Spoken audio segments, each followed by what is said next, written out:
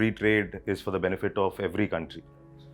But in reality, it is not the case. Many a times, LDCs or the least developed countries lose out in the free trade. If you have to characterize India's response, it is cautious, it is focused on monitoring, and it is in no way making any kind of an assertion without fully understanding the situation.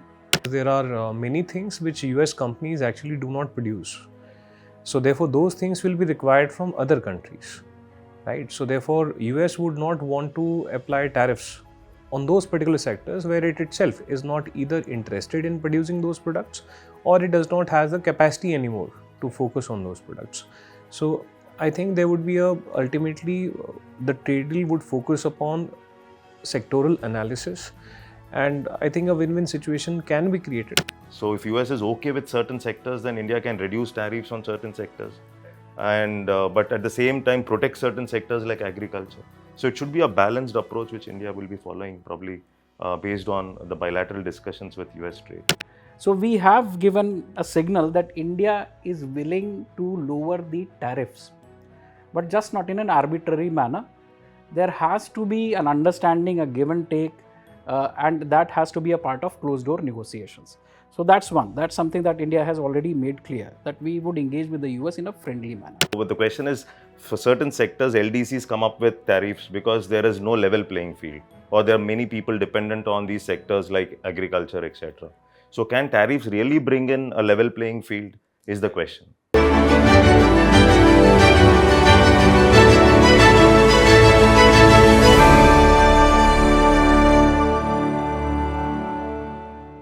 Hello everyone. Today we are here for discussion on a very important topic, which is the changing US trade policies and its global repercussions. With the election of President of United States of America, who is Mr. Donald Trump, there has been a change in the US trade policy. With roughly 10% of tariff across the board, there has been a significant 145% tariff on China.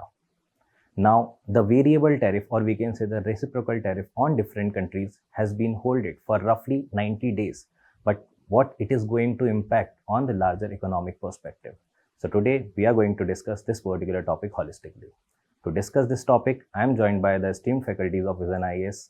Hello everyone. Hello. So Himanshu sir, as I have discussed that there has been a 90 days pause for this particular variable reciprocal tariff on different countries. So can you briefly explain to the students that what this particular tariff policy of United States after the arrival of President Donald Trump? So first of all, I would like to add it is 145%. Out of that, 125% is the retaliated tariff, and 20% is actually on the issue of fentanyl. So US has accused China of being hands in glove in fentanyl trafficking. So that makes it 145%.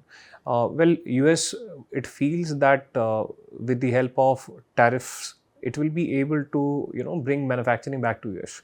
So it sees tariffs as not counterproductive, but like a use of tariffs as a temporary measure to basically renegotiate trade deals with the rest of the world, right, so as to ensure that non-tariff barriers on the US right are also not there along with the tariff barriers. So I think that it is a pressure creating tactic on rest of the countries. Most of the countries have decided to come onto the negotiation table because right, China has not, so therefore it is facing the heat. China is also retaliating back, right? I think just 10-15 minutes back again there was further escalation or something. So let's see where it goes. So is it like a kind of trade war that has again started, or we can say the trade war 2.0 that has started between the US and China? Well, to us as spectators, it's a trade war. Right. However, I think from the perspective of Trump, it's a mechanism to create negotiation atmosphere which is conducive to the US. Right. So it's like arm twisting the other countries to force them onto the negotiation table. Right. So I feel that is from US perspective. Right. So Ramsudhir sir, if we talk about the economics behind the tariff, so as sir has highlighted that it is a kind of like arm twisting tactics of United States that it usually do. Consider that the power that United States has compared to the other countries. So can we say that is it a kind of like bargaining tactic, because the kind of difference between the tariffs of different countries towards US and the US tariff towards these countries, is it the same thing, or is there a larger economic aspect behind the same? Yes, the main aspect is they want to get countries on table right for negotiation. But when we look at the basic trade principles from Adam Smith's perspective. Right. So Adam Smith always says that free trade is for the benefit of every country. Right. So, But in reality, it is not the case. Many a times, LDCs or the least developed countries lose out in the free trade. right. So US always has this problem. So of course, we look at US from a wider perspective. Currently, US, there are different versions to it. So one is probably we can say US trade deficit is increasing. So US wants to settle its trade deficit. Second is US wants to create employment in US, for which those companies of US which are producing goods in Vietnam or maybe India or Philippines, Trump wants them to come back. Once the tariffs are high, probably is expecting them to come back and produce in US. This might also create employment opportunities in US. There is another say to it, not from the trade perspective, but this is from the market perspective. That is something like Trump wants to refinance the debt at a cheaper cost. So once you tumble down the markets, then probably people will start buying US Treasury bonds, and therefore the yields might come down. So US can raise cheaper loans from the market, and which can refinance its debt. So this is another aspect which US is looking at. But the impact was very bad, and impact is real as of now. We can't say impact is notionary because the markets have tumbled to a great extent. And in one and a half a day, $11 trillion was automatically wiped out from the market. So this is something like for a benefit of 600 billion in terms of tariffs. The estimation is that US is going to gain some 600 billion because of this tariff. Is it okay to lose out 11 trillion plus another 4 overall? That is it like $15 trillion? That again is a question mark. And now the question is, when we talk about tariffs, the culture of tariffs. So tariffs have to bring in a level playing field. So the question is, for certain sectors, LDCs come up with tariffs because there is no level playing field, or there are many people dependent on these sectors like agriculture, etc. So can tariffs really bring in a level playing field is the question. So that is how it is. So I think the world countries have also responded differently on this particular issue, and specifically like India's response is also in such a way that we are calculating. So Anjani sir, if we can discuss in detail about this particular aspect, that how India has responded to this, because we have not seen, unlike China, India has criticized this particular policy of Donald Trump that we are going to retaliate this particular thing. So what is the India stand? So if we look at India's stand, Vishal, we need to look at some of it in the past as well. 2018, when the Trump presidency had again escalated tariffs, the target mainly was China. Today also, primary target is China, but then there is a wider coverage in terms of increase in tariffs. So in 2018, India had decided to retaliate, but that retaliation was postponed in the sense that India had identified goods over which it wanted to, it had announced that it would levy tariffs, US imported goods, but we postponed it. And eventually what happened was we entered into a negotiation with the US for a trade deal. And that also, remember, was the Trump presidency. So currently also, if you have to characterize India's response, it is cautious, it is focused on monitoring, and it is in no way making any kind of an assertion without fully understanding the situation. So if you look at the aspects of India's response to it, you would see one at the level of the government, Ministry of Finance, Ministry of Commerce, are looking at the impact that these measures may have, right? So there is an attempt to understand it fully. Then you have to look at the visit of the Prime Minister to the US. So we can say that we are one of the first countries who actually anticipated this and started engaging with the US. Last month, we have, in a sense, decided upon the term of reference for a trade deal, which we are expecting in the mid of the year. And then if you see, we have our institutions, for example, the SEBI monitoring the situation of volatility, or the RBI coming up with its decision for rate cut. So this is also in a sense an institutional response to the probable points of impact on India. So we can say that India is cautious, but India is also open to engagement. So we are not like just going for the retaliation without measuring the cost that it can cause. Right now, retaliation is not the first response that India would seek. But there are many sectors, sir, in India that might get impacted, like the kind of raw material sector that will get impacted, maybe many other sectors. So Himanshu, sir, if we can briefly discuss about like what are the major sectors that might be in the target position if these kind of tariff barriers, because there is a 90 days pause, but after that there might be a chance that 26% might come on India as well. So sectoral analysis is also very important because there are many things which US companies actually do not produce. Right. So therefore, those things will be required from other countries, right? So therefore, US would not want to apply tariffs on those particular sectors where it itself is not either interested in producing those products or it does not have the capacity anymore to Right. focus on those products. So I think there would be ultimately the trade deal would focus upon sectoral analysis, and I think a win-win situation can be created. Right now, our pharmaceutical sector is very important. So there has been a concession that, as an exception, the pharmaceutical sector has not been brought under the radar of the tariff. On the top of that, we have this 90-day window. So hopefully, the trade deal will come through, and we will able to negotiate. I think what US would want to focus upon is its high-end manufacturing, like for example the auto sector, the engines which it produces, right? There will be issue of agriculture subsidies from the Indian side, right? So that because Indian agriculture sector is sensitive, and when US says that it does not just want to rebalance the tariffs, it also wants to rebalance the non-tariff barriers. It Right. accuses other countries of preventing access to US companies into their economies with the help of non-tariff barriers. So well, that is true. There some grievances can be there on the Indian side also. We also face certain kind of non-tariff barriers, especially like agriculture sector and others. So, well, situation is complex. No one can predict. But I think that with respect to our primary exports, first of all, are how the IT sector will be impacted. That is very, very important. Right? Already it was under pressure of the new evolving AI, right? So jobs in the IT sector, and so there are certain. I think auto sector also Tata.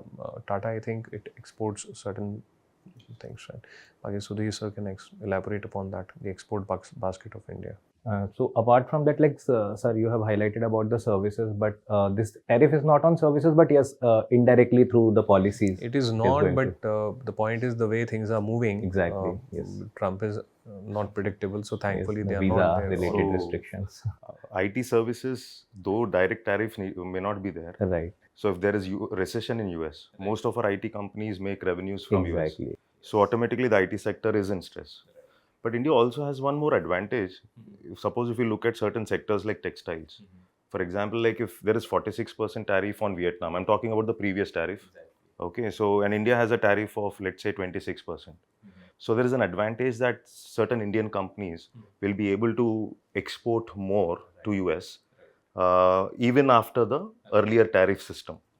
So there is an advantage which India has with respect to certain sectors. There are direct disadvantages which are clearly visible. And at the same time, since India is going ahead with a trade deal, probably we are the first one, as sir has mentioned. So we will definitely have an advantage in this situation if things are monitored, and which our people are doing it right now. Sir, in your remarks, you have highlighted about the employment-related thing, that one such aspect behind the tariff might be that US want to increase the employment within the country itself, the kind of employments that are going out presently from the United States, right?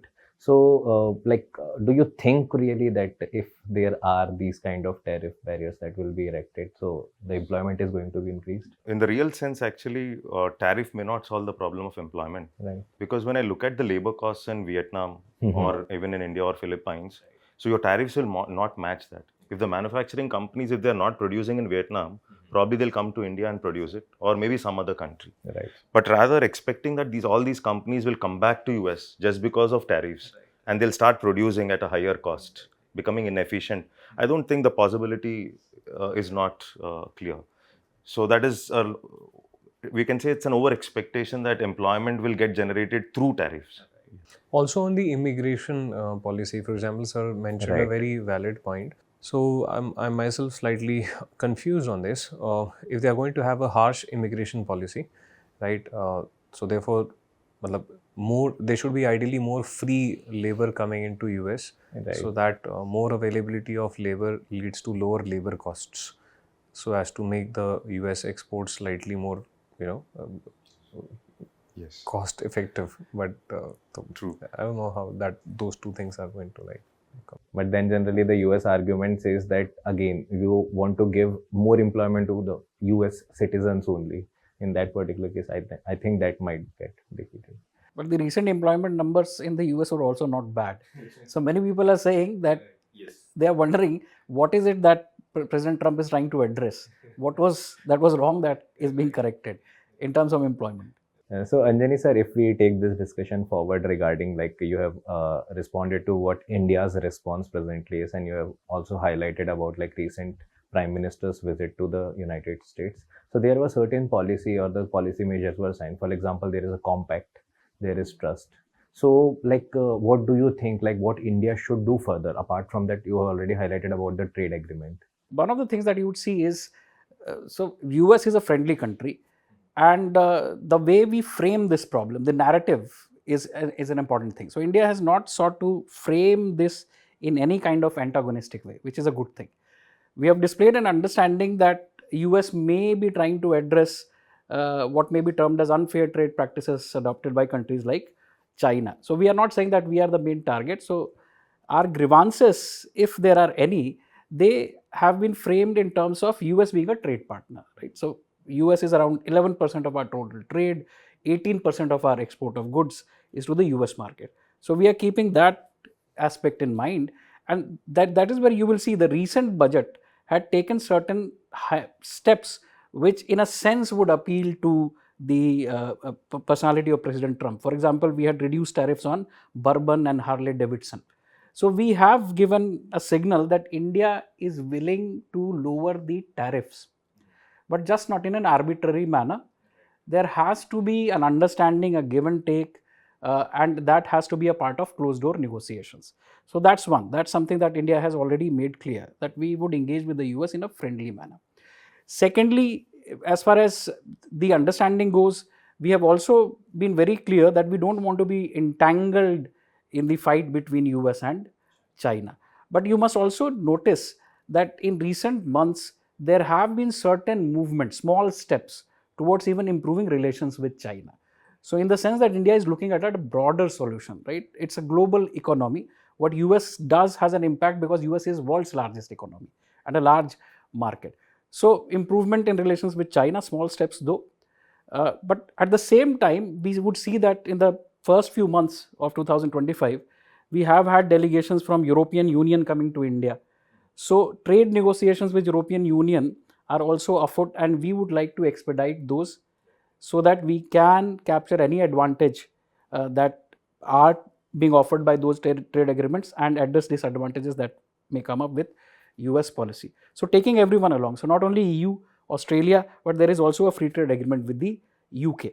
So overall, if you see, what India is trying to do is it's trying to find a narrative voice which does not create antagonism or polarization, but at the same time also addresses its own immediate concerns, but also broader concerns. So, if I may ask you about IPEF, which is a very talked initiative which was led by United States, and now there are chances that because of these kind of tariff policies, maybe there might be issue with that particular agreement also, which is Indo-Pacific Economic Framework. So how do you see that IPEF is going to make that much relevance now at the present time? So if you follow the IPEF, it was primarily the initiative of the Biden administration.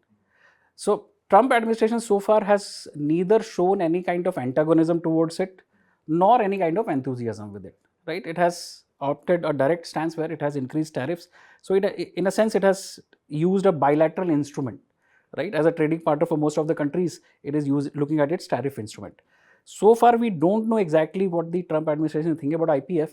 But if we have any indication, we must understand that, first of all, India was never part of the trade pillar of the IPEF. IPEF never included or considered options for market access into the US. So it didn't have that kind of an element. One element where India was enthusiastic and which is still relevant is the supply chain aspect. So what people are saying is that in any case what is going to happen is there is going to be a regionalization of supply chain, where you are going to engage with your trusted partners as your suppliers. So India is engaged with the supply chain aspect of it, and last month India was made the vice chair of the supply chain council. So IPF has to be broken down into its components. A mega liberalized trading order, so to say, as Biden administration may have envisaged, that is not in the offering anymore.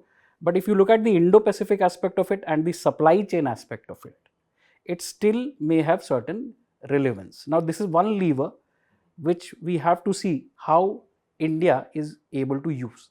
But then the other unknown is how the Trump administration takes it up.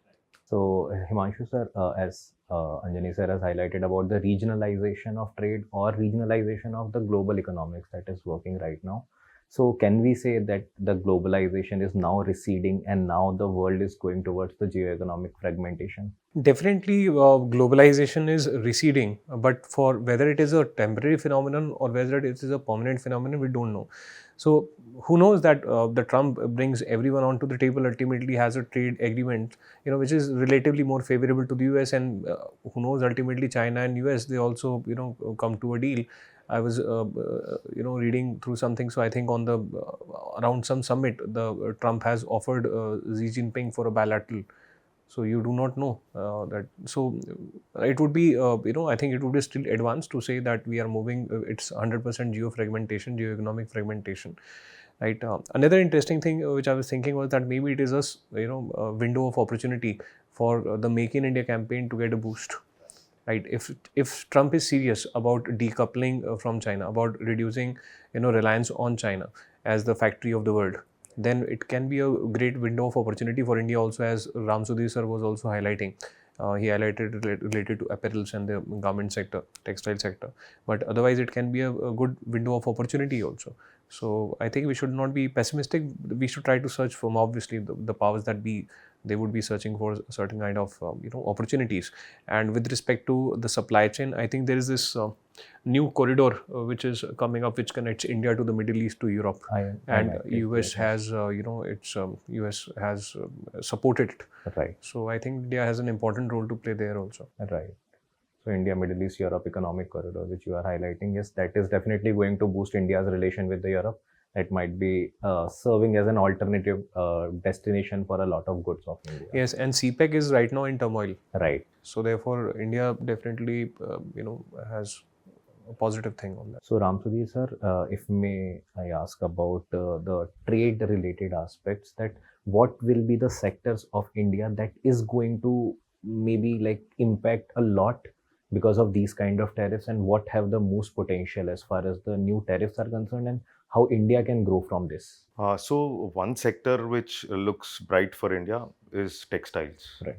Okay. Second is even with respect to manufacturing, when we look at Make in India campaign. So when we talk about the MSMEs, so is it now the government going to focus on MSMEs? It also depends on, see, the other companies coming to India and producing in India also depends on doing business fundamentals. One good way of attracting them is government should be focusing on doing business aspects, okay, and making business easier and reducing red tape, etc. So that becomes a very important factor for the companies to come in. So which sectors will benefit will also depend on these factors. But going by the tariff rules, textiles is one. IT services, anyhow, India is good, but that again depends on the recession aspect. That suppose there is a recession in US, then IT sector is going to suffer. Right. Okay, so that is how it is. So it depends on multiple factors, but as of now, textiles look bright and pharmaceuticals look bright, provided there is not going to be any tariff, because there is no clarity on pharma. Because Right. Trump has said once that pharma, we will leave it, and the next day again there was a discussion that pharma will also be taxed more than others. So there was no much clarity with respect to pharma. So pharma is also another sector where we have a plus point. And there are certain agri exports which we do. There are companies like Avanti Feeds, etc., which exports certain agri aspects. So these companies also will have an edge. And at the same time, one sector where India cannot reduce tariffs beyond a certain level would be agriculture, because Indian farmers are going to get affected. And it also depends on how US takes this. So if US is okay with certain sectors, then India can reduce tariffs on certain sectors, and but at the same time protect certain sectors like agriculture. So it should be a balanced approach which India will be following, probably based on the bilateral discussions with US trade. One small point: the crude oil prices are crashing, so therefore that also kind of like favors India. Yeah, or crude oil beneficial to India. prices. Yes, crude oil prices also. Right. So basically, in totality, if I want to like conclude this particular entire discussion, that India has to right now wait for like what the things will turn out in next 90 days, because this is a kind of like time window that the different countries have bargained from the United States, and after that only there will be the decision that how this tariff policy is going to like change or whatever, like they are going to take back this particular thing. But till that point of time, we are at the negotiation table. So this particular thing that we can say, and also the world that is right now, which is in a sense geo-economically fragmented, and this is the new reality, I think, that the world has to deal with. So thank you everyone for joining me for this particular discussion, and I think a lot of important areas that we have discussed through this particular discussion, and the student might have got a lot after this. Thank you everyone. Thank you so Thank much. you. Thank So with this, we are concluding this particular discussion on the US trade policy and its global repercussions. I hope that you might have got a lot of insights regarding the economic policy as well as the international relations. So thank you everyone.